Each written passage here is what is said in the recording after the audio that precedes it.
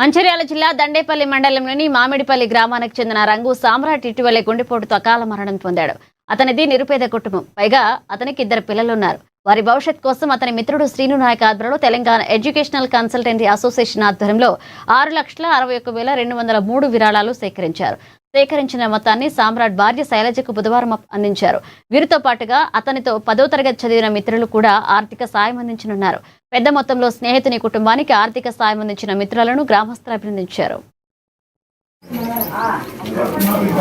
గ్రామస్తులైనటువంటి రంగు సామ్రాట్ గారు ఇటీవల మరణించడంతో వారి మిత్రులైనటువంటి మా ఊరి గ్రామస్తులైనటువంటి అజ్మీర్ ఇస్లాబాద్ శ్రీనాయక్ గారి ఆధ్వర్యంలో వారి హైదరాబాద్లో ఉన్నటువంటి తెలంగాణ సొసైటీ తరఫున వారికి చెప్పగానే వారి యొక్క సొసైటీ ఆధ్వర్యంలో వాటి యొక్క పెద్ద మనుషులందరూ కలిసి దాదాపుగా 200 మెంబర్స్ కలిసి వారికి తోచినంత విధంగా ప్రెసిడెంట్గా ఈరోజు 6,61,000 రూపాయలు చెక్ రూపాయలు తీసుకోవడం జరిగింది.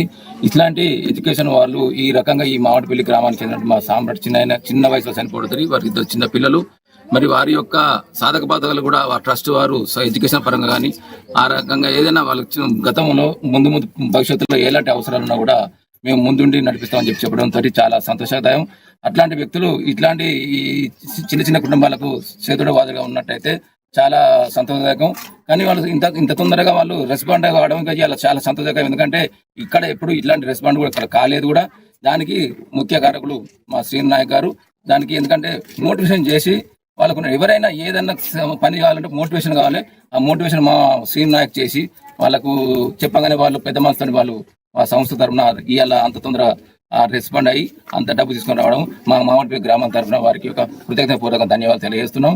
ముందు కూడా ఎందుకంటే వాళ్ళు కామన్ పూర్ ఫ్యామిలీస్ కాబట్టి చిన్న పిల్లలు కాబట్టి వాళ్ళకు ఎడ్యుకేషన్ పరంగా చేసినట్టయితే వాళ్ళ సేవలు ఈ మామిడిపల్లి గ్రామానికి అందరూ కూడా గుర్తుంచుకుంటారని చెప్పి మనస్ఫూర్తిగా తెలియజేసుకుంటూ వాళ్ళని తప్పకుండా వారికి అభినందన తెలియజేసుకుంటూ ఇట్లాంటి మంచి పనులు చేస్తుంటే దేవుడు కూడా మీకు సహాయ సహకారాలు అందిస్తారు. మిమ్మల్ని కూడా ముందుగా ఎక్కడికో తీసుకుపోతారని చెప్పి ఆశిస్తూ మీరందరూ మంచి పని చేసినందుకు మీకు కృతజ్ఞత.